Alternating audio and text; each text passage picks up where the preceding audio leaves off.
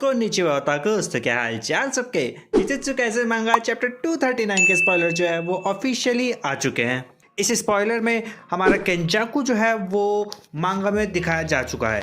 करीब Gojo versus Sukuna की fight जब से शुरू हुई थी, हमारा केंजाकू तब से ही गायब था एंड उसके बाद सीधा इस चैप्टर में जाके केंजाकू को दिखाया गया है। एंड इस चैप्टर में लगभग पूरे चैप्टर में ही मोस्टली केंजाकू को ही दिखाया गया है एंड दिखाया गया है कि गोजो वर्सेस सुकुना के बैटल के बीच केंजाकू क्या कर रहा था। तो बिना टाइम वेस्ट के चलो हम अपने स्पॉयलर्स की तरफ बढ़ते हैं। तो चैप्टर की शुरुआत होती है जिसमें एक लड़की दिखाई जाती है। अब ये लड़की किसी से बच के भाग रही होती है। अब इस लड़की का नाम क्या है ये तो अभी स्पेसिफाई नहीं किया गया। अब ये लड़की चाहिए केंजाकू पे बहुत ज़्यादा गुस्सा हो रही होती है क्योंकि ये लड़की जो है कलिंग गेम की वजह से जो वापस रिवाइव हुई होती है, केंजाकू इसकी जान दोबारा लेने के पीछे पड़ा होता है। तो ये लड़की इसी बात के लिए केंजाकू पे बहुत ज़्यादा गुस्सा हो रही होती है। ये लड़की पूछती है कि अगर इन्हें हमारी जान ही लेनी थी तो इन्होंने हमें रिवाइव ही क्यों किया। एंड हम देखते हैं कि वो लड़की का जो हेड है वो किसी जेली टाइप फिश अटैक में फंस चुका है एंड वो उस अटैक में फंस के सुन रही होती है कि केंजाकू उससे बोल रहा होता है कि अगर ये पानी तुम्हें टेस्ट लग रहा है तो मैं इस पानी में टेस्ट ऐड कर सकता हूँ एंड अगर ये पानी तुम्हें बहुत ज़्यादा ताकतवर लग रहा है तो मैं इसमें थोड़ी ओरिजिनलिटी ऐड कर देता हूँ। मुझे तुम जैसे लोगों से कोई फ़र्क नहीं पड़ता, तुम मरो या जियो, मेरे अंदर तुम्हारे लिए कोई इज्जत नहीं है। अब यहाँ पे ये सारी बातें सुन के वो लड़की जो है वो कोशिश करती है कि वो किसी तरह यहाँ से बच के भाग जाए, बट उसकी लाख कोशिशों के बाद भी वो नहीं बच पाती एंड केंजाकू के हाथों वो मारी जाती है। यहाँ पे केंजाकू कहता है कि मेरे अंदर तुम्हारे लिए कोई फीलिंग नहीं है, बट कभी कभी ऐसा लगता है कि तुम लोगों को मार के मैं तुम्हारा पोटेंशियल जो है वो बहुत ज़्यादा वेस्ट कर रहा हूँ। एंड यहाँ पे केंजाकू बताता है कि जो सारी स्पिरिट कलिंग गेम्स के दौरान रिवाइव हुई थी उन सब पे केंजाकू ने एक कर्स सिंबल बना दिया है जिससे कि केंजाकू उन स्पिरिट्स के सारे मूवमेंट्स को ट्रैक कर सके। एंड तभी हम देखते हैं केंजाकू के पीछे से एक और आदमी आता है एंड वो केंजाकू से पूछता है कि वो लड़की तो मर चुकी है तो तुम बात कैसे कर रहे हो। अब ये जो न्यू कैरेक्टर केंजाकू के पीछे से आया है इस कैरेक्टर का नाम है हाजुनाकी। अब यहाँ पे केंजाकू उस बंदे से थोड़ा मजाक करता है। वो कहता है कि अगर तुम्हें मेरा फ्रेंड बनना है तो या तो तुम्हें मेरे आगे झुकना होगा या तुम्हारा जो पावर लेवल है उसको मेरे इक्वल करना होगा।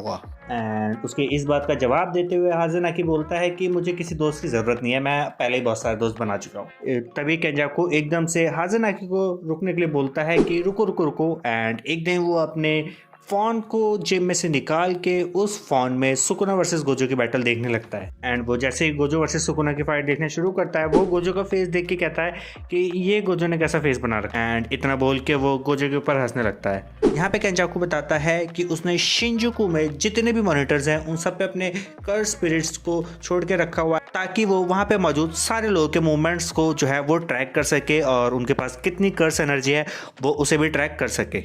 एंड यहाँ पे केंजाकू बताता है कि इस टाइम सेकंड नंबर पे यूटा है जिसके पास सबसे ज़्यादा कर्स एनर्जी है इस टाइम पे एंड यूटा इस टाइम केंजाकू के लिए सबसे ज़्यादा बड़ी प्रॉब्लम साबित हो सकता है। एंड ये सब हाजुनाकी को बताने के बाद केंजाकू जो है हाजुनाकी पे अपनी कर्स स्पिरिट से अटैक करने लगता है एंड उस अटैक से बचते हुए हाजुनाकी जो अपना टीथ उठा के केंजाकू पे फेंकता है। आई मीन जो अपना टीथ है वो मुंह से निकालता है और उसे केंजाकू पे फेंकता है एंड उसका जो टीथ है वो एक्सप्लोड हो जाता है।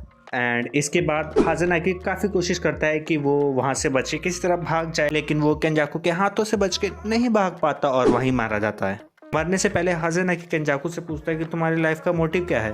तो हाजुनाकी को केंजाकू बताता है कि उसका जो मोटिव है वो इस कलिंग गेम को जितना हो सके उतना जल्दी ख़त्म करना है एंड ऐसा करने के लिए मुझे कलिंग गेम के सारे प्लेयर्स को जल्द से जल्द एलिमिनेट करना होगा। एंड केंजाकू बताता है कि उसने अपना एक बाउंडिंग वाव बना के रखा है मास्टर टैंगेन से एंड जैसे ही वो वाव पूरा हो जाएगा केंजाकू अपना ड्रीम पूरा कर लेगा। यहाँ पे केंजाकू हाजुनाकी से पूछता है कि तुम्हें नहीं लगता कि तुम्हें जिस चीज़ में इंटरेस्ट है वो सच है या फिर नहीं, क्योंकि ज़िंदगी का जीने का मकसद यही है, पता लगाना कि जिसमें तुम्हारा इंटरेस्ट है वो सच है या नहीं।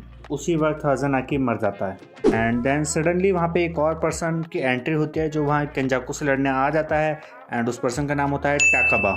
एंड जैसे ही केंजाकू टाकाबा को देखता है वो उस पर तुरंत अटैक कर देता है एंड टाकाबा उससे कहता है कि ये कितना अजीब है कि तुम बिल्कुल अकेले घूम रहे हो जैसे कि तुम्हें कोई देख ही ना रहा हो। एंड उस पर केंजाकू कहता है कि मुझे कोई फ़र्क नहीं पड़ता एक्सेप्ट हिगुरामे।